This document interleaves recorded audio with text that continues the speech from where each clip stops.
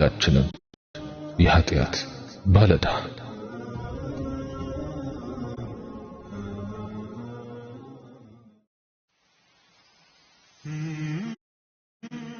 بسم الله والصلاة والسلام على رسول الله وعلى آله وصحبه ومواله. السلام عليكم ورحمة الله تعالى وبركاته.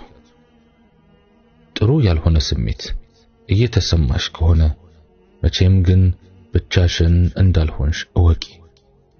የቱንም ያህል ጥሩ ያልሆኑ ነገሮች አሁን ቢፈጠሩ ምንም ደስተኛ መሆን ባትችይም ለብዙ ጊዜ በማልቀስና በብቸኝነት ስሜት ብትቆይም እወቂ፣ ይህ ስሜት እስከ መጨረሻው አይዘልቅም። ይህ ሁሉ የሚገጥመኝ የተለየው ስለሆንኩ ነው ብለሽ በጭራሽ እንዳታስቢ። አንቺ የገጠመሽ ሁሉ ሌላውም ካንቺ በባሰ ተፈትኗል። ምክንያቱም ሰው ሆኖ የማይፈተን የለም። አላህም በቁርአኑ እንዲህ ይላል፣ አዑዙ ቢላሂ ሚነሽ ሸይጣኒር ረጂም وَلَنَبْلُوَنَّكُمْ بِشَيْءٍ مِّنَ الْخَوْفِ وَالْجُوعِ ونقص من الأموال والأنفس والثمرات وبشر الصابرين. ከፍርሃትና ከረሃብም በጥቂት ነገር ከገንዘቦችና ከነፍሶችም ከፍራፍሬዎችም በመቀነስ በእርግጥ እንሞክራችኋለን፣ ታጋሾችንም በገነት አብስር። ሱረቱል በቀራ አንቀጽ 155 ይላል።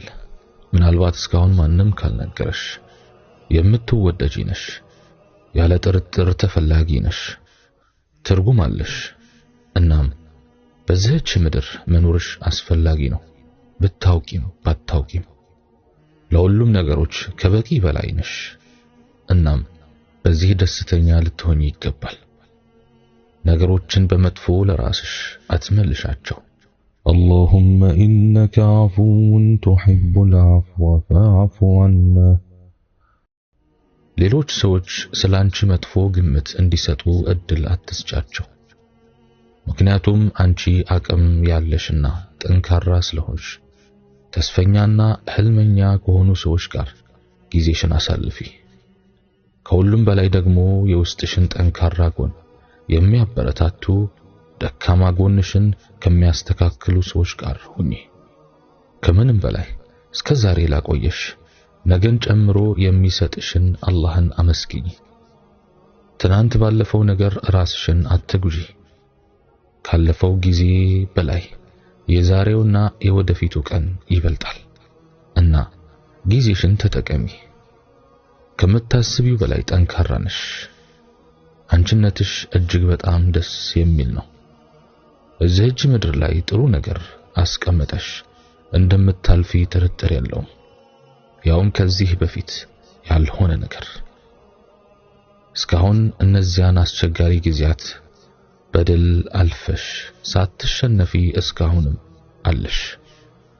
ለችግርሽ ማብቂያ እንዲኖረው አንዳችንም እንዳትፈሪ። ማንም ደስታሽን የሚቆጣጠረው የለም። አንቺ ግን ትችያለሽ። የተሻለ ነገር እንደሚመጣ እርግጠኛ ሁኚ። ያልተፈተነ አያልፍምና አልፈሽ ነገ ስታዩ እንዳንቺ ደስተኛ አይኖርም። ያለ ተስፋ መቁረጥ በጽናት ጠብቂ። ምክንያቱም ዛሬ ልክ እንደ አዲስ ከሌላው በተለየ የውስጥሽን አቅም ለመጠቀም ጀምረሻል። ከሚገጥሙሽ ችግሮች በላይ ነሽና። አላህ ስብሓንሁ ወተዓላ ምን ይላል? አዑዙ ቢላሂ ሚነሽ ሸይጣኒር ረጂም قل يا عبادي الذين أسرفوا على أنفسهم لا تقنطوا من رحمة الله إن الله يغفر الذنوب جميعا إنه هو الغفور الرحيم. በላቸው እናንተ በነፍሶቻችሁ ላይ ድንበር ያለፋችሁ ባሮቼ ሆይ ከአላህ እዝነት ተስፋ አትቁረጡ። አላህ ኃጢአቶችን በመላ ይምራልና እነሆ እርሱ መሐሪው አዛኙ ነውና። ሱረቱ ዙመር አንቀጽ 53 اللهم إنك عفو تحب العفو فاعف عنا. የዚህችን ዓለም ትክክለኛ ምንነት ማወቅ ትልቅ ፋይዳ አለው። በትክክል ስናውቃት ሳናጋንንም ሆነ ሳናናንቅ እሷነቷ ልክ እንኖራለን። የአንድን ነገር ትክክለኛ ዋጋ ማወቅ ያረጋጋል፣ ሚዛናዊ ያደርጋል፣ በእርጋታ ለመኖር ያግዛል። የተሳሳተ አረዳድ ግን ወደ ተሳሳተ ግንዛቤ ያደርሳል፣ ለተሳሳተ ውሳኔም ይዳርጋል። ዱንያን ስንገነዘባት ለሷ ያለን ከልክ ያለፈ ጉጉትም ይቀንሳል። ከሁሉ በፊት ይህች ምድር ጊዜያዊ ናት የሚለውን እውነት በጥልቀት ልናውቀው ይገባል። እሷ ቋሚ ወደ ሆነው ወደዚያኛው ዓለም መሸጋገሪያ እንጂ ሌላ አይደለችም። ከጊዜያዊነቷ ባሻገር ደግሞ የፈተናና የውጣ ውረድ አገር ተደርጋ የተፈጠረች መሆኗን ልናውቅ ይገባል። የሰው ልጅም በሷ ውስጥ የተደረገው እንዲለፋና ከጥሩ ውጤት እንዲደርስ ነው። ይህ ዕጣ ፋንታው ነው። ምድርን እስኪለቅ ድረስ ይለፋል፣ አብዝቶም ይደክማል። አላህ ሱብሓነሁ ወተዓላ ወላጆቻችንን አባታችንና እናታችንን አደምና ሐዋ ጀነት ውስጥ እያሉ ከሸይጣን ተንኮል ሲያስጠነቅቃቸውና ሲመክራቸው ከጀነት እንዳያስወጣችሁና ልፋት እንዳያገኛችሁ ነበር ያላቸው። ልፋት እንዳያገኛችሁ የተባሉት ምድር ላይ የሚያጋጥማቸውን የመከራና የድካም ሕይወት ለማመልከት ነው።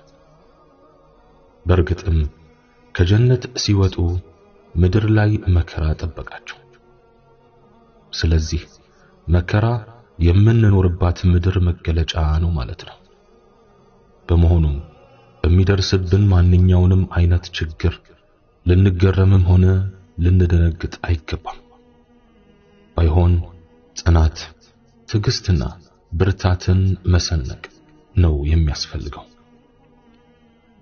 ምድር ላይ እስከኖረ ድረስ የሰውን ልጅ አታስብ፣ አትጨነቅ፣ አትዘን፣ አትብሰልሰል ማለት ይከብዳል። በእርግጥ የሰውን ልጅ የሚያሳስቡት ነገሮች ብዙ ናቸው። በዱንያ ላይ መገኘት በራሱ ትልቅ ሐሳብ ነው።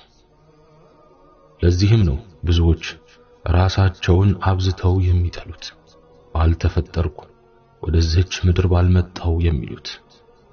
ግና ዱንያን ገና አላህ ሲፈጥራት የጭንቅና የሐሳብ አገር አድርጎ ነው። ግና በትክክል እሷን ስንገነዘብ ሐሳብ ጭንቀቱም ይወገድልናል። አዎ የዱንያን ምንነት እንወቅ፣ አውቀንም በልኳ እንኑራት።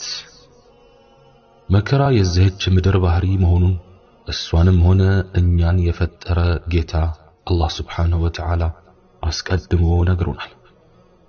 ስለዚህም መከራ የወረደብን ወደ ምድር የመጣን ቀን ነው ማለት ነው።